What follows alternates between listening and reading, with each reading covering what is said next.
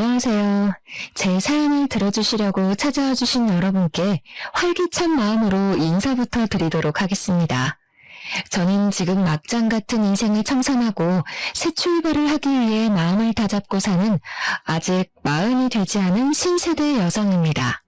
제가 제 입으로 저를 소개하려고 하니까 어떤 수식어를 붙여야 하지만 제 성격에 대한 이해가 빠르게 이루어질지 고민이 많았는데 결국은 진부한 말로 시작하게 되네요. 여러분들은 살면서 얼마만큼의 인내심을 가지고 버티십니까? 저는 인내심이 무척이나 부족한 사람이라 생각하며 살았는데 그건 완벽한 제 오해였습니다. 이런 일을 셀 수 없이 겪어놓고도 사람을 고쳤을 수 있다고 생각하며 제 스스로 마음의 병을 키우며 살았던 과거를 생각하면 저는 인내심이 대단한 사람이었습니다. 하지만 인내심이 아무리 많은 사람이라도 몇 번의 고생을 하다 보면 결국에는 바닥을 드러내지 않겠습니까? 저는 결국 끝판왕까지 겪게 되었습니다. 사람이 한번 호구로 보이면 밑도 끝도 없이 남들에게 우습게 보인다는 말이 어떤 뜻인지 절절하게 겪고 나서야 그 말이 이 말이구나 하게 되었습니다. 저는 이제 새로운 삶을 찾아가기 위한 발디딤을 했습니다. 그래서 지난 과거를 털어버리고자 이곳을 찾아와서 글솜씨도 부족한데 글자를 적어내려가고 있네요. 이쯤 되면 얼마나 기가 막힌 이야기들이 펼쳐질지 궁금하실 텐데요. 지체 없이 바로 이야기를 시작해보도록 하겠습니다. 이야기를 들으면서 모질이 같은 우리 남편 욕 실컷 해주시고 여러분들의 가슴 속에 있는 응어리도 한번 풀어보셨으면 좋겠습니다. 저희 남편은 수식어가 많이 필요하지 않은 단조로운 사람에 가깝습니다. 아니, 우리 남편을 한마디로 표현할 수 있는 단어가 세상에 존재하기 때문에 그럴 수도 있겠습니다. 우리 남편은 정말 어마어마한 호구 중의 호구, 왕호구입니다. 솔직히 연애를 하던 시절에도 우리 남편은 호구였습니다만 저는 그 허물을 장점으로 생각했습니다. 아니, 그때는 그냥 몰랐던 거죠. 호구가 얼마나 큰 단점인지에 대해 전혀 몰랐기에 남편이 그저 순수한 사람이라고만 생각해서 사랑하게 되었고 연애를 하게 되었습니다. 그때 그 시절로 돌아갈 수 있다면 옆에서 정말 말려주고 싶네요. 호구는 절대 만나면 안 된다고. 제 속이 문드러져서 썩을 거라고 말입니다. 제 남편은 말입니다.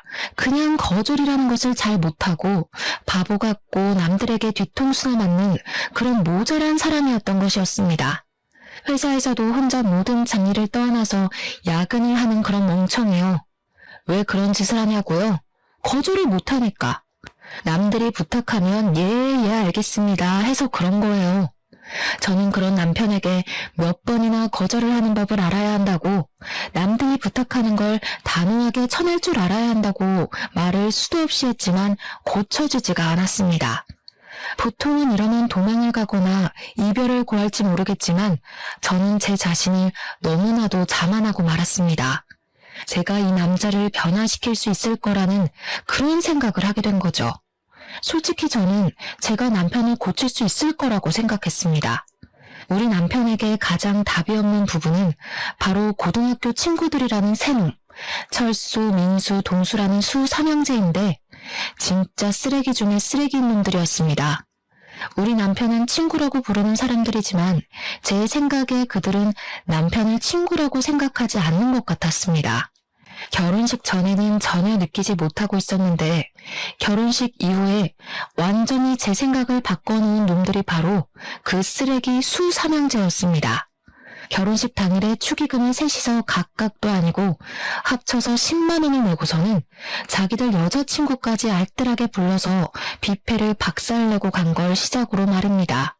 결혼 이후에 저희 신혼집을 매일같이 찾아와서 술을 달라고 하질 않나, 밥을 달라고 하질 않나, 근처에 볼 일이 있는데 시간이 남는다고 집에 와서 낮잠을 자질 않나. 정말 제가 이 사람들은 뭐지? 소리가 절로 나올 정도로 저희 집에 찾아와서 민폐란 민폐는 전부 다 끼치고 가는 놈들이었습니다. 시간과 장소를 가리지 않고 대문을 두들겨 대는데 자다가도 벌떡 일어났던 적이 한두 번이 아니었습니다. 한 번은 저희 남편이 야밤에 나간다고 하길래 어디를 가는 거냐고 물어보니까 술 삼형제 중에 민수라는 놈이 술을 마셨는데 술값이 없다면서 남편을 불렀다는 겁니다. 옷을 갈아입으면서 민수가 기다리겠다고 빨리 다녀온다는 답답한 남편놈의 멱살을 그날 처음으로 잡아보았습니다. 당신이 무슨 억만장자야? 갑부야? 무슨 돈을 그렇게 맨날 내주겠다고 난리를 쳐. 그것도 이 밤에 자다 말고 술값을 내주러 간다고. 오죽 부를 사람이 없었으면 나한테 연락을 했겠어. 민수가 원래 그런 애가 아니잖아. 아니긴 뭐가 아냐. 허구한 날 찾아와서 민폐만 부리고 가는데 그것도 친구라고 부르고 싶어? 나가기만 해봐. 아주 아작을 낼 줄 알아? 그날 결국 남편은 술값을 결제해주러 가지 않았지만 이후에 민수가 집으로 찾아와서 술값을 계산해주지 않은 것에 대한 불만을 토로하며 남편에게 눈치를 주더라고요. 저는 너무 기가 막히고 어이가 없었습니다. 우리 남편한테 돈을 맡겨놓은 것도 아니면서 제가 뭔데 내 남편에게 눈치를 주는지.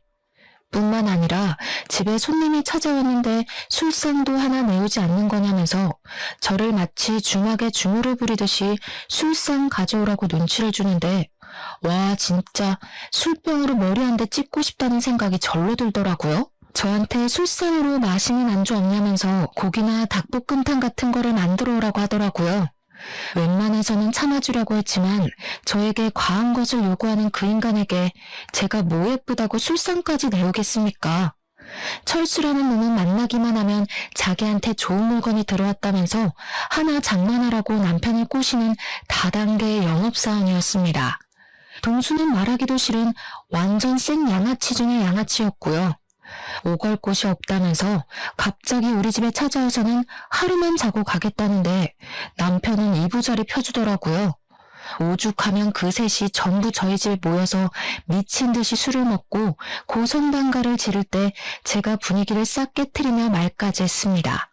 도대체 학창시절에 뭘 배우셨길래 이 시간까지 남의 집에서 이런 추태를 부르는지 모르겠네요. 동네에서 신고하겠어요, 시끄럽다고. 미안하지만 오늘은 다들 돌아가시고 다음부터 저희 집에서 이렇게 다짜고짜 모이는 일은 없었으면 좋겠습니다.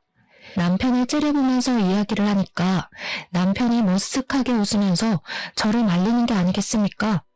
어쩌다가 학창시절 이야기도 하고 분위기도 좋으니 조금만 봐달래요 글쎄. 지 마누라 분위기 안 좋은 건 눈치도 못 채는 주제에 어찌나 말이 많은지. 남편이 친구들의 편을 들자 술 삼형제가 기고만장해져가지고 저한테 한 소리 하더라고요. 죄수씨 정색하니까 정말 무서워. 쫄았네 나. 우리 적당히 놀다가 다 치우고 갈게요. 치우기는 개뿔. 처음에는 남편 생각해서 제가 조금만 불편함을 감수하면 되겠지 하고 생각했는데 이건 뭐 감수할 정도가 아니었습니다. 남편의 호구 같은 모습을 고치는 것은 둘째치고 수삼형제가 더 이상 우리 집에 찾아오는 일이 없었으면 좋겠다는 생각만 굴뚝 같았습니다. 이 모든 걸 다 당하면서 참고 사는 인간은 당신밖에 없을 거야. 그 인간들을 정리하든 아니면 이참에 나를 정리하든 둘 중에 하나만 선택해. 그래도 친구들인데 어떻게 오지 말라고 그래. 그냥 우리가 조금 불편한 걸 감수해내면 정신 나갔어? 그럼 그냥 나랑 끝을 내던가 아니면 저 인간들을 내 눈앞에서 사라지게 하던가. 우리 결혼한 지도 얼마 되지도 않았으니까 지금 끝내는 건 아무 문제도 없을 거야. 딱 정해. 어떻게 할래? 제가 진지하게 갈라선다는 말까지 뱉어내자 남편은 화들짝 놀라면서 앞으로 수삼형제를 집안에 들이지 않겠다고 저와 약속을 하게 되었습니다. 그 말이 제대로 먹힌 건지 뭔지 그래도 꼴에 친구랍시고 이혼하는 건 맞고 싶었는지 그 뒤로 수삼형제가 집에 방문하는 일은 사라지게 되었습니다. 뭐 밖에서 만나서 노는 거야 그냥 그러려니 하고 지낼 수 있었죠. 집에 오지 않는 것만으로도 살 것 같다는 느낌을 받게 되었거든요. 그런데 밖에서 만나니까 또 다른 문제들이 하나둘 눈에 보이기 시작하더라고요. 남편의 카드값이 심상치 않게 나오는 것이 아니겠습니까? 한 번 호구는 영원한 호구라고 했던가요? 딱 보아하니까 술값을 모조리 남편이 계산하고 있는 것 같았습니다. 도대체 그 나이를 먹도록 변변찮은 인간들을 뭐가 좋다고 만나는 건지 저는 남편이 정말 그 친구들을 믿고 의지하는 건지 아니면 억지로 만나는 건지 헷갈리기까지 했습니다. 카드값이 제가 허용할 수 있는 기준치를 벗어나게 되자 저는 답답한 마음에 남편에게 수삼형제의 흉을 보기 시작했습니다. 네 친구들은 돈이 없냐? 맨날 당신이 술값 계산하는 것 같은데 그게 맞아? 그러니 남편이 진짜로 수삼형제가 돈이 없다고 우물쭈물하면서 말을 하더라고요. 그런데 저희 아버지께서 공장을 하나 운영을 하고 계셨거든요. 남편이 저에게 은근슬쩍 친한 척을 하면서 동수놈이 취직이 안 된다고 저희 아버지 공장에 취직을 좀 시켜주면 안 되냐는 식으로 물어보더라고요. 저희 아버지 공장이 전문성을 띠고 있는 업종이기도 하고 자격증이 있어야지만 일을 할 수 있는 곳이기도 하고요. 그리고 청렴결백으로 운영을 해오신 분이세요. 저희 친정아버지야말로 존경받는 기업인으로 추대받아 마땅한 분이신데 그런 아버지께 취업 청탁을 그것도 할 줄 아는 게 없는 동수놈을 말입니다. 저는 남편을 아주 하찮게 바라보면서 우리 아버지 공장은 그렇게 청탁을 해서 들어올 수 있는 곳이 아니라고 딱 잘라서 거절을 했습니다. 어떡하지? 이미 말을 해본다고 했는데. 장인어른 공장이라서 취업 걱정 안 해도 된다고 큰소리 떵떵 쳤는데. 장인어른한테 부탁 딱 한 번만 드려보면 안 되냐? 그래도 내 친구인데 해주시지 않을까? 우리 아빠 공장인데 왜 당신이 큰 소리를 떵떵 쳐서 이사다를 만들어? 절대 안 되니까 그런 줄 알아. 그 뒤로 동수놈은 우리 집에 일부러 찾아와서 저 보라는 듯이 남편에게 눈치를 주는 말을 서슴지 않게 뱉더라고요. 제가 공장 취업은 절대 안 된다고 못을 박은 이야기를 동수놈에게 전달을 한 건지 뭔지 눈에 훤히 보이는 수틀림에 어이가 없어서 웃음까지 나오더라고요. 동수놈은 제가 아무런 반응이 없자 일부러 더 남편에게 비꼬아대면서 이야기를 하기 시작했습니다. 내가 말이야, 너도 알다시피 공부는 못했어도 일은 되게 잘하는 편인데 단순 노동 같은 거 말이야. 감시 같은 것도 잘하고 사실 공장 같은 데서 하는 일이라고 해봐야 단순 노동 정도 아닌가? 요즘은 뭐 로봇도 다 한다며. 그러자 옆에서 철수와 민수까지도 맞장구를 쳐주면서 은근슬쩍 저희 친정아버지 공장 이야기를 꺼내면서 제 눈치를 살펴보는 게 아니겠습니까? 그러고 보니까 제주씨네 친정이 무슨 공장한다고 그러지 않았었나? 네, 맞아요. 저희 친정아버지께서 공장 운영하시죠. 근데 요즘 일하겠다는 경력자들이 한둘이 아니더라고요. 아버지께서도 인력이 넘쳐서 곤란하다고 하시는데 제가 우리 공장에서 일을 할 수 없다는 뉘앙스를 팍팍 풍긴 이후로 남편은 저에게 엄청나게 서운하다는 식으로 그때 이야기를 꺼냈습니다. 본인이 정말 고등학교 시절부터 친하게 지내고 믿고 의지하는 친구인데도 불구하고 아무런 도움을 줄 수 없다는 게 분하다고 말입니다. 절친이 힘들 때일수록 도와주고 해야 하는 거 아니냐고, 그래야 나중에 자기도 뭐 도움을 받을 수 있는 거야 하면서 구시렁거리는데 참새가 짹짹대는 줄 알았습니다. 제가 그냥 별다른 말하는 것도 우스워질 것 같아서 아무 소리 하지 않고 일관되게 남편을 무시하고 있었는데 남편은 계속 멈추지 않았습니다. 아니, 무슨 불만은 자기 혼자만 가지고 있겠습니까? 당연히 저도 불만이 넘치니까 남편을 붙잡고 결국에는 화를 냈습니다. 도대체 고등학교 친구들이라고 하던데 친구가 맞긴 맞아? 맨날 당신이 술값 내고 도와주고 하는 걸 보면 괴롭힘을 당하는 것처럼 보이지 친구 같아 보이지 않아. 당신 혼자만 친구라고 생각하는 거 아니냐고.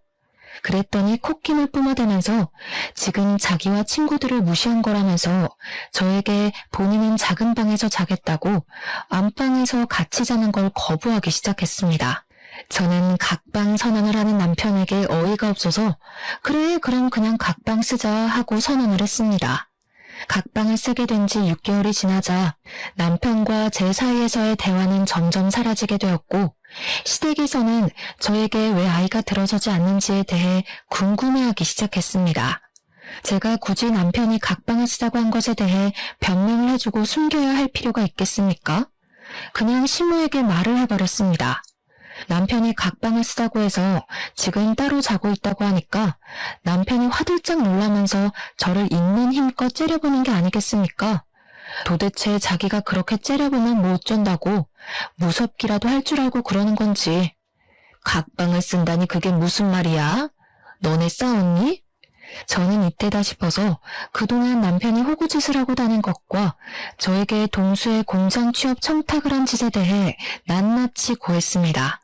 그랬더니 시모가 갑자기 남편의 등짝을 사정없이 때리면서 곡소리를 내는 것이 아니겠습니까? 너 아직도 그 날라리 놈들한테 꼼짝도 못하고 그러고 살고 있는 거야? 부탁할 게 따로 있지 취업 청탁을 부탁하고 그래. 걔네가 너 고등학교 때 얼마나 괴롭혔니 너를. 내가 속이 상해서 아이고 우리 며느리 볼 낯이 안 선다 내가. 그러면서 시모가 제 손을 잡고 남편이 고등학교 때 그 수삼형제에게 얼마나 당하고 살았었는지에 대해 하나하나 말을 해주시는 게 아니겠습니까?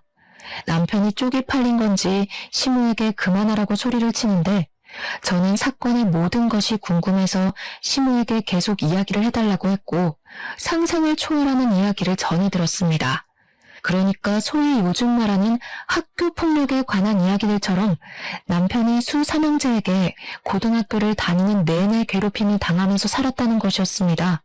성인이 된 이후에 우연히 만나게 되었는데 남편한테 잘해주니까 남편이 또 홀라당 넘어가서는 그놈들이랑 어울려 지낸다는 겁니다. 진짜 시모의 속마음이 얼마나 터져나갈지 100% 공감이 가는데 우리 남편은 팔푼이 같은 모습을 하면서도 자기 가족들에게만 자존심을 세우고 있었던 거죠. 사람이 허세가 있는 건 좋은 것이 아니지만 너무 없는 것도 사실 별로지 않겠습니까? 저는 남편에게 정이 팍팍 떨어지고 있었습니다. 시모는 제 손을 잡으면서 아무리 그래도 이미 결혼을 한 사이고 가족이니까 허물을 덮을 줄도 알아야 한다며 결국에는 남편의 편을 들어주더라고요.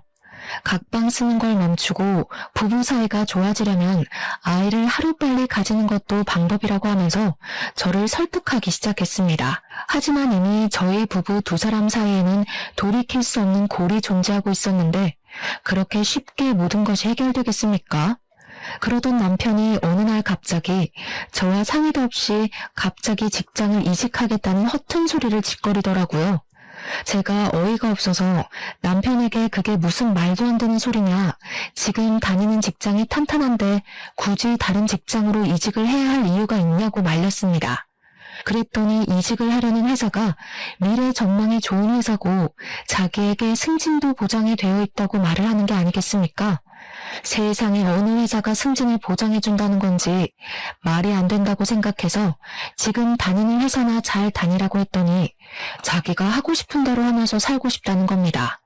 아니, 제 맘대로 살고 싶으면 도대체 저랑 왜 결혼을 했는지, 저는 남편과 결국 서로를 가족이라고 생각을 하는 게 맞냐면서 대판 싸우기 시작했습니다. 제 말에 딱히 반박도 못하고 씩씩거리던 남편은 본때를 보여주겠다더니 정말 회사를 그만두고 이직을 해버렸습니다. 말도 안 되는 화장품 회사로 말입니다. 우리 남편은 스킨 로션도 구별을 못하는 사람인데 무슨 화장품 회사를 다닌다는 말입니까? 제가 어이가 없어서 그 화장품이 어떤 화장품인지는 알고 싶은 마음에 브랜드나 회사 이름을 말해보라고 했더니 절대로 말을 안 해주더라고요. 그냥 유명한 곳이다 라고만 하면서 비밀로 하길래 왜 비밀로 하냐고 닥달을 했더니 어차피 응원도 안 해줄 건데 싸우기 싫다면서 말하기를 거부했습니다. 그러더니 맨날 무슨 영업이다 회식이다 하면서 집에도 늦게 들어오고 술만 매일같이 마시고 난리도 아닌 겁니다. 거기다가 더 짜증이 나는 건 뭐냐면 이직을 한 이후에 생활비를 가져오지 않는 겁니다. 저희가 맞벌이 부부이다 보니까 생활비를 반반씩 각출해서 내고 있는데 자꾸 이번 달에 돈이 없네, 월급이 줄었네 하면서 돈을 덜 내거나 아예 안 가져오는 겁니다. 제가 어이가 없어서 더 이상은 이 작태를 참아줄 수 없다고 생각을 하게 됐죠. 다니는 회사에 대해 똑바로 말을 하라고 하면서 제대로 면접이나 보고 들어간 건 맞냐고 물었습니다. 남편이 우물쭈물하길래 회사에 전화 걸어서 월급 가져오라고 난리를 치기 전에 당장 말하라고 했더니 그제야 이실직고를 하더라고요. 철수가 소개해준 회사라고 하는데 순간 머리가 핑 도는 느낌을 받게 되었습니다. 철수라는 놈은 다단계를 하는 놈이었거든요. 한마디로 평생 안정적인 봉급을 받으며 정년까지 지낼 수 있는 회사를 그만두고 다단계 회사에 들어가서 물건을 팔고 있었던 것입니다. 당신 진짜 생각이라는 게 없어? 제정신이야? 왜 다단계를 하고 난리야? 그게 돈이나 벌리겠어? 정신 나간 짓이라고.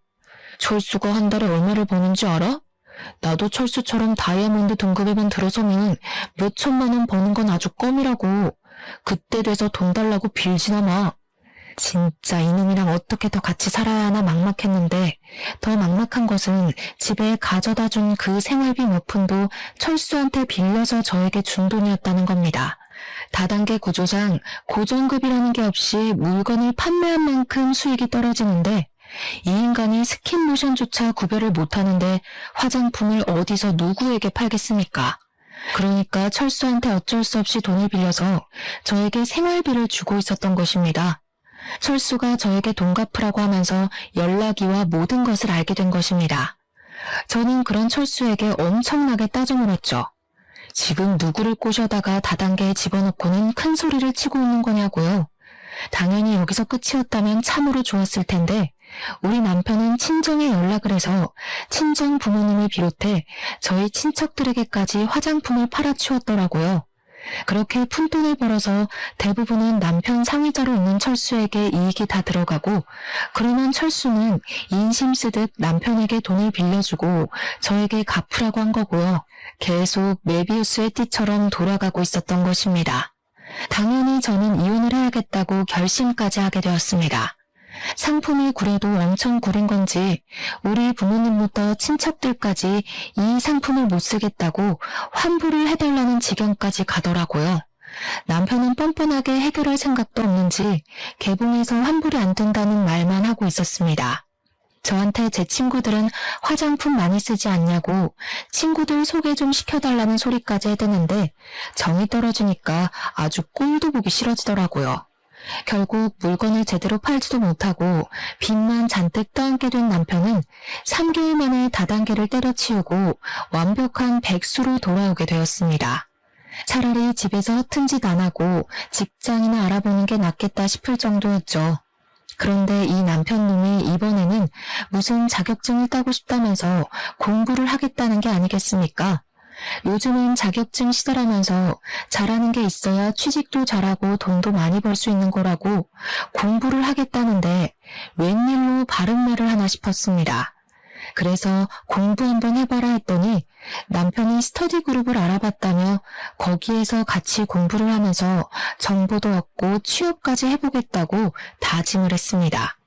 최근 수개월 동안 마음에 안 드는 짓 투성이었는데 오래간만에 정신을 차린 것 같아서 저는 남편을 응원해주기로 했습니다. 그때까지만 해도 저는 남편에 대해 아주 티끌만큼의 믿음은 가지고 있었거든요. 남편이 공부도 열심히 하고 스터디 활동도 꾸준히 하는 걸 보면서 저는 드디어 정신을 차렸구나, 이제 우리 남편이 강해졌구나 하는 생각이 들어 뿌듯했습니다. 그런데 제 믿음이 깊어지면 깊어질수록 이상하게 수상한 일들이 하나둘 생기기 시작하는 게 아니겠습니까? 분명 주말에만 공부를 하는 스터디 모임이라고 들었었는데 평일 주말 휴일 할 것 없이 스터디 모임을 나가는 게 아니겠습니까?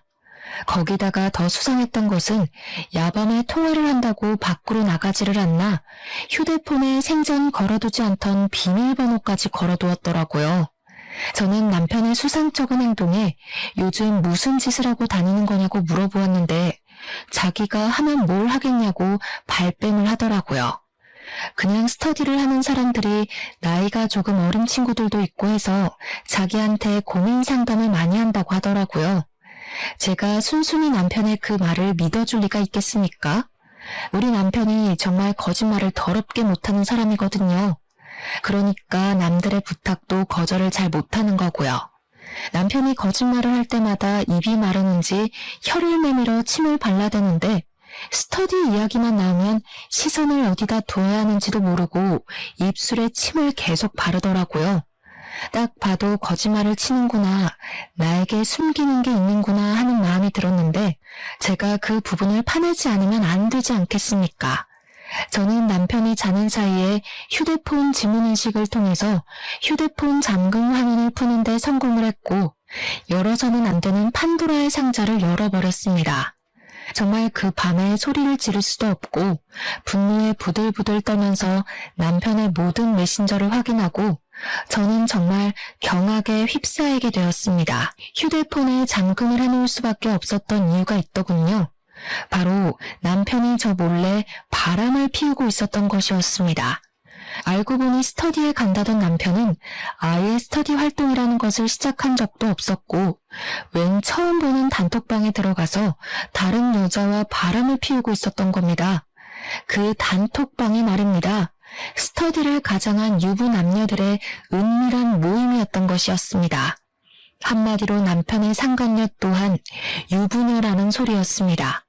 심지어 그 여자와 함께 나눈 대화 내용에는 제 욕이 정말 입에 담기 힘들 정도로 어마어마하게 담겨 있었습니다. 우리 남편이 평소에 저를 이렇게 생각하는 것도 충격적이고 불륜녀에게 환심을 사고 싶어서 저를 팔아치운 것을 알게 되니 기분이 나락으로 가더라고요. 집에는 바가지를 박박 긁어대는 여편네가 있어서 살기 힘들다. 여편네 친정 또한 기가 세서 내가 놀리고 산다면서 제 욕에 우리 부모님 욕까지 들어있는데 글쎄 저희 아버지 욕은 정말 너무 심해서 참아주기가 힘들 정도였습니다. 저희 아버지가 운영하시는 공장이 거품이 가득 끼어있다부터 시작해서 친인척들은 다 뒤로 해먹고 있을 거다. 장인어른도 깨끗한 사람은 아니다 하면서요. 한평생 뒷돈 한 번 받지 않고 청렴결백하게 공장을 운영하신 우리 아버지를 모욕하는 말을 보았을 때 저는 정말 눈꺼풀이 파르르 떨렸습니다. 너무 화가 나서 눈물이 나올 것 같은 기분이 뭔지 아십니까? 남편이 뒤척거림도 없이 씩씩거리면서 자고 있는데 정말 휴대폰으로 머리를 찍어버리고 싶었습니다. 남편이 평소에 저와 저희 친정에 대해 이렇게 생각하고 있었다는 걸 알게 되자 피가 차갑게 식었습니다. 더 웃긴 게 상간녀에게는 돈 많은 척 연기를 하고 있었더라고요. 집에 생활비 한 푼 가져오지 못하는 백수 주제에 말입니다. 심지어 상간녀한테는 자기가 한 달에 1,000만 원씩 저에게 생활비를 주고 있는데도 제가 돈 더 가져오라고 바가지를 긁는다면서 허세 가득한 문자를 보냈더군요. 한 달에 1,000만 원씩 가져다 주기만 하면 바가지는 무슨 바람을 피워도 그냥 모른 척 지냈을 텐데 백수 주제에 이게 무슨 개소린지. 상간녀도 그 실제 하지도 않는 돈이 필요한 건지 그런 와이프가 있으면 얼마나 스트레스를 받겠냐면서 위로해주는 척 사장 한 번 꼬셔서 인생 펴보라는 여우년이었습니다. 정말 그 상간녀도 끼리끼리라는 게 드러나는 부분이지 않겠습니까? 남편이 무슨 사장은커녕 아무것도 아닌 놈인데 그런 줄 믿고만 있다는 게 말입니다. 상간녀의 머리도 대단한 멍청이라는 게 증명되는 부분이었습니다. 저는 갱생이 불가능한 남편을 버리기로 결심했고 그날 남편의 휴대폰에서 보았던 모든 내용을 증거로 수집하기 시작했습니다. 휴대폰을 보다가 알게 된 사실이 하나 있었는데 그 유부 남녀의 모임에 남편을 초대한 사람이 다름 아닌 바로 동수였다는 것을 말입니다. 제 남편이 하다하다 친구의 추천으로 불륜까지 저지를 거라고는 상상도 못했는데 제대로 제가 뒤통수 맞은 거죠. 저는 이놈을 더 이상 봐주지 않고 제대로 참교육을 하기로 결심을 했습니다. 저는 다음날 스터디에 간다고 저의 눈을 바라보지도 않은 채 신이 나서 나가는 남편에게 쪽을 주겠다는 결심을 하고 계획대로 실행에 옮겼습니다. 저희 동네에 꽤 유명한 수제 케이크 집이 있었는데 거기서 미리 준비해서 맞춘 불륜 축하 메시지를 적은 케이크를 받아왔습니다. 솜씨가 좋아서 유명한 가게였는데 인기가 많을만 하더라고요. 제가 남편과 상간녀의 사진을 주고 얼굴을 케이크에 박아달라고 부탁을 드렸거든요. 정말 무슨 프린트를 해놓은 것처럼 남편과 상간녀의 얼굴이 케이크 전면에 붙어있는데 케이크 사장님께서 저에게 혹시 복수에 성공하면 이 케이크를 SNS에 올려도 되냐고 물어보셨습니다. 수제 케이크집 사장님 SNS 친구가 10,000명이 넘는다고 하길래 저는 냉큼 좋다고 말씀을 드렸죠. 이런 주문은 처음이긴 하지만 제 복수를 응원한다고 말해주시는 사장님 덕분에 기분 좋게 남편에게 어디냐고 연락을 보냈습니다. 남편은 당당하게 지금 스터디를 하고 있는 중이라면서 저에게 사진을 한 장 전송해 주더라고요. 한 10명 정도 되는 남녀들이 단체로 수업을 받고 있는 사진이었는데 저는 이미 이 모임이 어떤 모임인지 진실을 알고 있는 사람이 아니겠습니까? 이 더러운 남녀들이 전부 불륜관계에 있는 사람들이라고 생각하니 헛구역질이 나올 것만 같았지만 저는 태연하게 공부 열심히 하라고 답장을 보냈습니다. 스터디를 가장한 불륜 모임이라 스터디하는 척 연기를 하는 사진임이 틀림없었지만 저는 기꺼이 속아주기로 결심을 했죠. 남편이 안심을 하고 있을 때 제대로 뒤통수를 쳐야 저도 확실한 복수가 되지 않겠습니까? 어차피 저는 전날 이미 남편의 휴대폰을 뒤져서 남편이 어디에서 저 모임을 하고 있는지 장소와 시간까지 전부 알아두었기에 거침없이 남편을 찾으러 갔습니다. 솔직히 저도 심장이 두근두근하긴 했지만 이게 두려움에서 나오는 심장박동인지 아니면 복수를 하기 전 흥분해서 두근거리는 건지 알 수가 없었습니다. 정확한 것은 저의 목표는 오로지 남편에게 쪽을 주고 완벽하게 갈라서는 것. 그것 말고는 아무것도 눈에 보이지 않았습니다. 저는 소중하게 케이크를 들고 남편이 공부를 하고 있다고 위장한 그 스터디 장소로 찾아갔습니다. 구석진 자리에 불린 남녀들이 한데 모여 하하호호 하면서 떠들고 있는데 얼굴이 경직된 상태로 성큼성큼 다가가니 남편이 저를 보고 동공지진이 일어나더라고요. 일어나지도 못하고 앉아있지도 못한 상태로 저를 보면서 어쩔 줄 모르는 모습을 보는데 와, 이것마저도 이렇게 정떨어지게 찌질할 수 있나 싶었습니다. 제가 여기까지 찾아온 게 어찌된 영문인지도 모르는 남편이 엄청 당황해하는데 저는 그 불린 모임 사람들에게 태연하게 인사를 하고선 말했습니다. 제가 저기 앉아있는 저 새끼 와이프예요. 아, 그쪽이 제 남편 상간녀죠? 저는 남편 옆에 찰싹 붙어서 저를 썩은 동태 눈깔로 바라보고 있는 그 여자를 향해서 케이크를 꺼내어 보여주었습니다. 당당하게 축 불륜 모임이라고 글자까지 적혀있고 본인들의 얼굴이 박혀있는 케이크를 보더니 남편도 상간녀도 엄청나게 당황해하는 게 아니겠습니까? 저는 이렇게 쫄려할 거면서 왜 불륜을 저지르고 다니는 건지 이해가 가질 않았지만 오히려 상대방이 반응을 해주니까 저는 차분해지더라고요. 거기 모여있는 사람들이 아무 소리도 하지 못하고 저만 바라보고 있길래 일부러 여유 있는 척 웃으면서 케이크를 한 조각씩 드시라고 했습니다. 일부러 제가 커팅을 하는데 불륜 남녀의 영원한 사랑을 기원한다는 글자와 남편과 상간녀의 얼굴을 칼로 조각조각 내서 주었습니다. 아마 자기 얼굴이 난도질 당하는 걸 눈앞에서 목격했으니 기분이 꽤 나빴을 거라고 생각합니다. 그러자 불륜녀가 난도질이 된 자신의 얼굴과 케이크를 보면서 저에게 소리를 치더라고요. 야! 이게 무슨 짓이야? 당신이 여길 어떻게 알고 나타나서 일단 집에 가자. 집에 가서 이야기하자 우리. 다 오해야. 내가 설명할게. 오해? 와, 바람 피우는 상간녀 속상하게 너희들 사이가 오해라고 말을 하는 거야? 아니, 그게 아니라 여기서 이게 뭐 하는 짓이야. 뭐 하는 짓? 지금 내가 너한테 묻고 싶은 말이 그거야. 너는 지금 뭐 하는 짓이야? 공부? 자격증? 진짜 까고 있네. 여기서 이 어린 년이랑 바람 피우는 게 너한테는 공부냐? 쪽팔린 줄 알아. 그 나이 처먹고 돈도 없어서 빌빌거리는 주제에 누가 누구랑 불륜을 저지르고 있는 건데? 그러고는 너무 열이 받아서 얼굴을 조각조각 낸 케이크를 냅다 남편의 얼굴에 던져버렸습니다.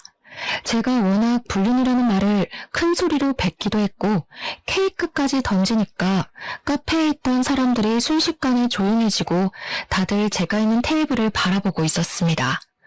거기 있던 사람들이 전부 불륜 모임이라고 하지 않았겠습니까? 혹시라도 사진이라도 찍힐까봐 다들 얼굴을 은근슬쩍 가리는데 참 찌질하더라고요.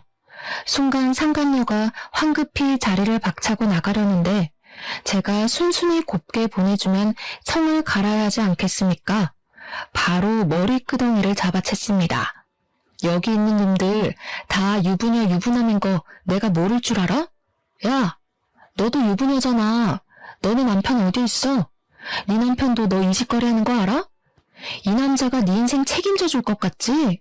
이 사람이 사장인 척 여자 꼬시고 있던데 이 남자 돈 한 푼도 없는 알거지야.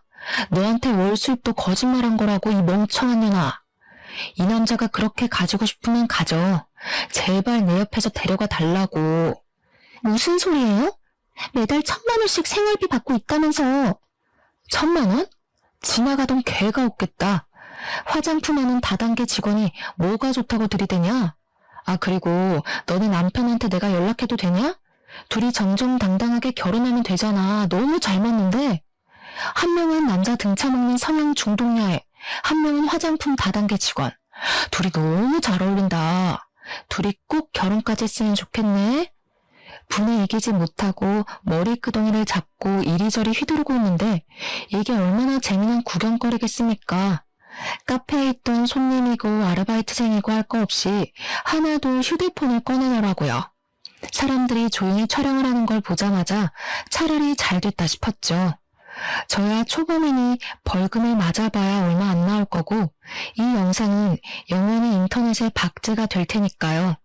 머리끄덩이를 잡혀 흔들리는 와중에도 사람들에게 얼굴을 가리면서 영상 찍지 말라고, 사진 찍지 말라고 소리를 치고 있더라고요. 남편도 불륜녀를 감싸느라 사람들에게 사진 찍지 말라고 소리를 치고 있는데 설마 사람들 휴대폰만 카메라겠습니까? 버젓이 CCTV도 존재하고 있는데요. 저는 일부러 더 큰 소리로 구경꾼들에게 소리를 쳤습니다. 여기 앉아있는 모든 사람들이 다 불륜녀 불륜남이에요. 다들 촬영해서 멀리 퍼뜨려주세요. 그 말이 끝나기 무섭게 고개를 숙이고 가만히 앉아있던 사람들이 화들짝 놀라면서 자리를 뜨기 시작했습니다. 다들 머리카락으로 얼굴을 가리고 손으로 얼굴을 가리면서 도망을 치는데 엄청나게 우습더라고요. 그날 남편을 데리고 집으로 돌아왔는데 이 미친놈이 정신을 못 차린 건지 저에게 씩씩거리면서 어떻게 이런 쪽팔림을 줄 수 있냐고 하더라고요.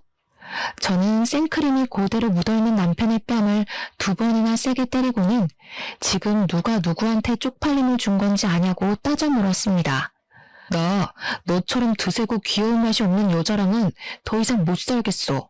지금 누가 누구한테 할 소리를 해. 나도 너랑 살고 싶은 줄 아니? 이혼해.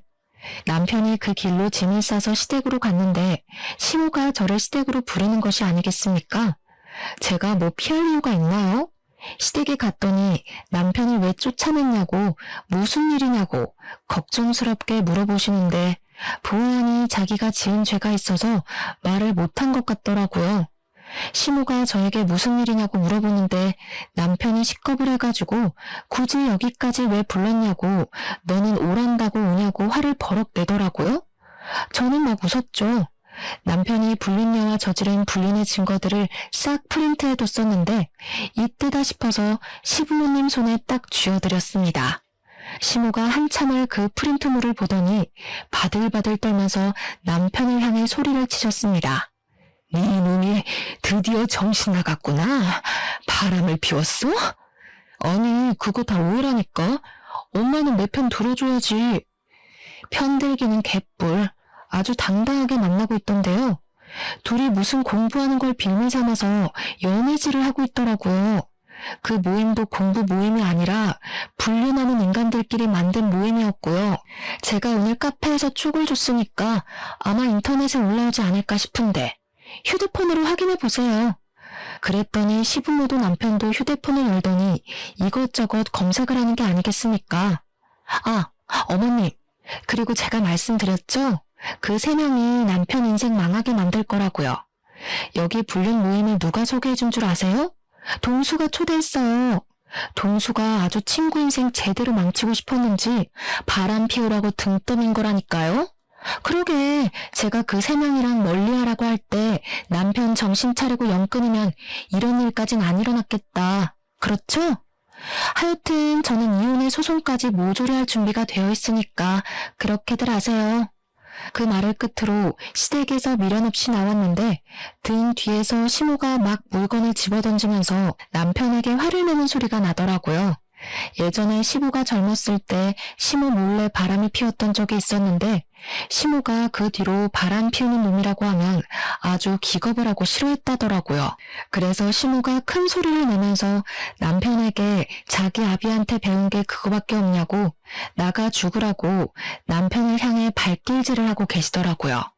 궁금해서 뒤를 슬쩍 돌아보니까 남편이 시모 다리에 매달려서 빌고 있는데 어찌나 궁상맞던지 3주 정도의 시간이 흐르고 난 뒤 대충 정리할 거 다 정리해서 협의 이혼을 하기로 한 날 남편과 마주하게 됐는데 남편 몰골이 말이 아니더라고요.